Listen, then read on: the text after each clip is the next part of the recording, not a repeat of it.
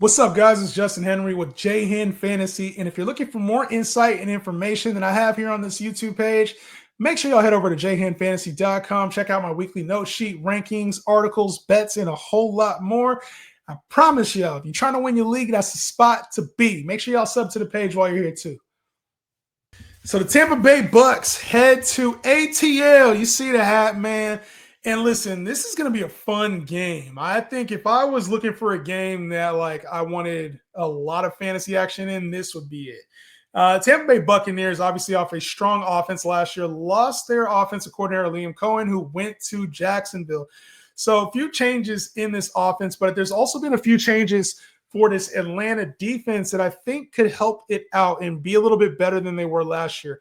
Last year, Atlanta was kind of a rollover for the passing game. They were third most points to quarterbacks, second most points to receivers. So receivers and quarterbacks 8. And I think this does have shootout potential here. Another division game here at the top of the year. But Baker's also down Tristan Wirfs right now. Starting left tackles will miss the first 4 weeks, was put on IR. Missing significant weapons. Chris Godwin's not expected to be back until October. Jalen McMillan, strong rookie campaign last year, will be out at least the first 9 weeks of the year.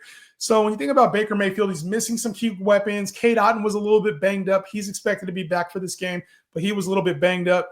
Baker doesn't have his typical weapons.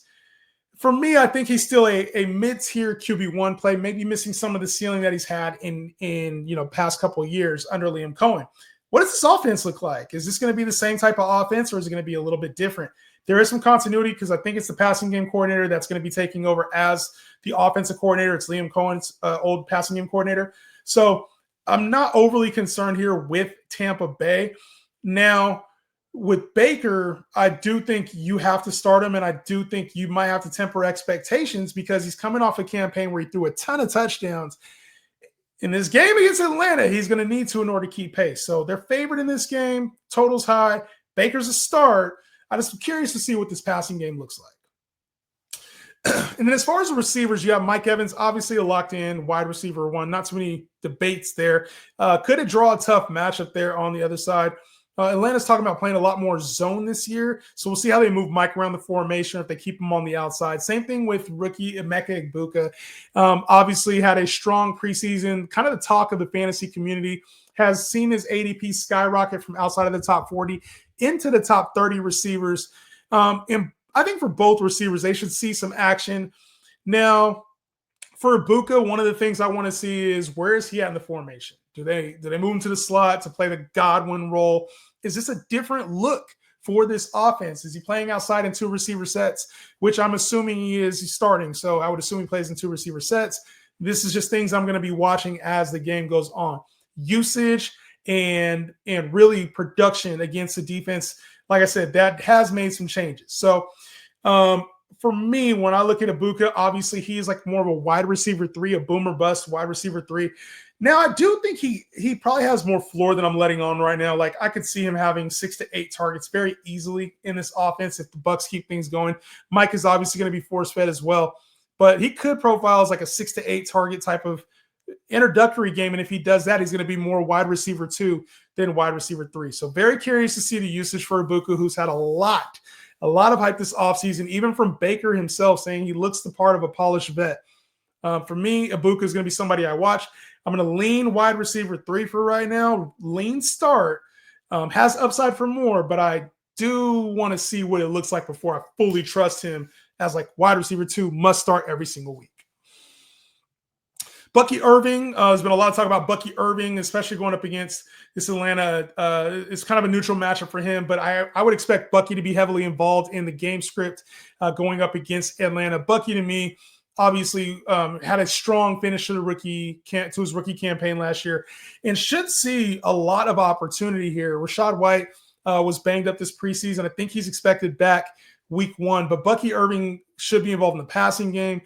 Heavy usage. Todd Bowles has said they want to go through him as their bell cow, which screams a lot of positive things for Bucky Irving, who, if he's playing like he did last year, is going to be a very happy piece. That you're going to have a good time having him on your fantasy team. So Bucky Irving, to me, obviously a fire up mid-tier to back end running back one with some of the other names on the board. And then as far as tight end goes, like I said, Cade Otton a little bit banged up. He might be a surprise here over the first 6 to 9 weeks, just depending on what happens with Chris Godwin, if he's able to come back to the field a little bit earlier or if it's a little bit extended stay. Cade Otton had a strong year last year, and he's going outside the top 20 tight end. So I think you can trust him as like a high-end tight end too if he's healthy. And for as long as Chris Godwin's out, I think he might surprise us as like a high-end tight end too. So in your deeper 16-team leagues, if he's available and on the field, I would recommend starting him. This is a decent matchup for him going up against Atlanta. Obviously, you might see some Jesse Bates, but I think for me, Cade Otton might be a player that you got at a good value, or if he's shown on waivers in your deeper leagues, he might be worth picking up just to see if he can replicate what he did last year.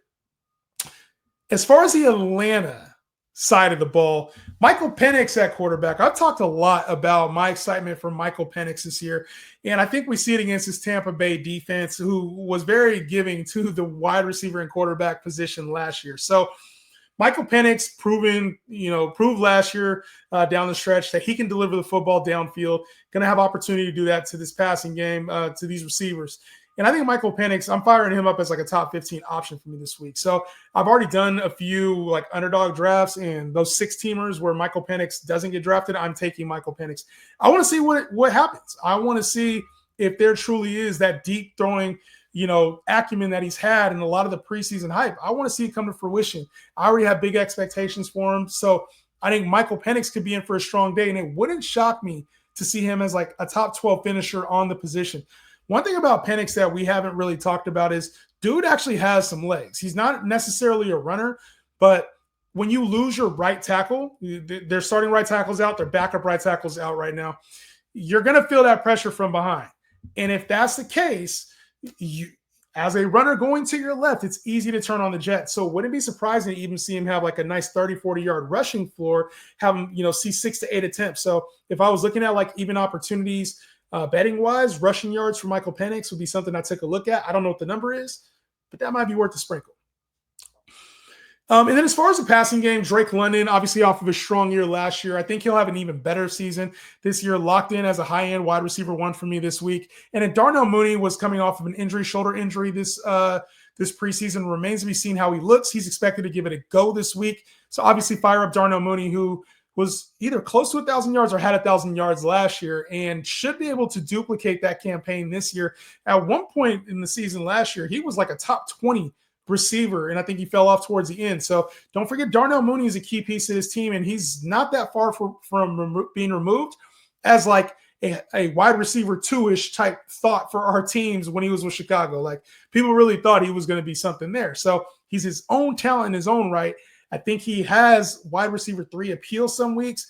I prefer him as a flex. That's where I have Darnell Mooney. Prefer him as a flex. Think he has wide receiver 3 appeal though. And then deep sleeper Ray McCloud. I think Ray McCloud might surprise too. Like I think this Atlanta offense, and maybe I'm just buying into the hype a little bit, but I think I have a lot of expectations that this Atlanta offense can be a strong fantasy viable offense. Like a lot of fantasy success out of here. So and as far as the ground game goes, Bijan Robinson, obviously I've talked about him being my number 1 player. There's been talks about him being used in the passing game a lot more. Obviously heavier usage. There was the Tyler Algier stuff at the top of last year. And then towards the end of the year, he kind of figured things out. And this team figured things out. The ball's better in Bijan's hand. So as long as we see what we did with Michael Penix late last year, where we saw, 3 straight multi-touchdown games from Bijan Robinson, I like having Bijan Robinson as my number 1 running back. And this matchup is going to be a little bit tougher. Vita Vea, obviously, in the middle has been a nightmare for years when it comes to running backs. But the big but here is if they really are going to use Bijan in the passing game a little bit more, let's see what that looks like. Is that out of the slot? Is it just out the backfield? Are they getting him in space a little bit more? Very curious to see what these changes look like from this Atlanta offense that's expecting a lot out of themselves. And in the last play, Kyle Pitts. Tampa was a bottom 10 team against the tight end position last year. And there's been a lot of hype about Kyle Pitts. I'm not saying I would start him, but start him. I think this is a good opportunity to start Kyle Pitts. Upside-wise, there's a lot here, especially in a game that does have a higher point total. I think Kyle Pitts is worth a start. Now, you're going to go to like your higher-end players, your Trey McBride, Brock Bowers, George Kittle. But when you get to outside of like the top 3 tight ends, it's really kind of a crapshoot anyway. You talk about Kittle. You talk about George. You talk about Travis Kelce, TJ Hawkinson. There's some question marks with him. Mark Andrews, question marks about him. Tyler Warren's a rookie. It's like Kyle Pitts kind of belongs in there, even though he's disappointed. I am good with starting Kyle Pitts in a plus matchup for him this week. Wouldn't it be shocking to see him have like 60 yards and a touchdown this week? So Atlanta options across the board, good to go for me.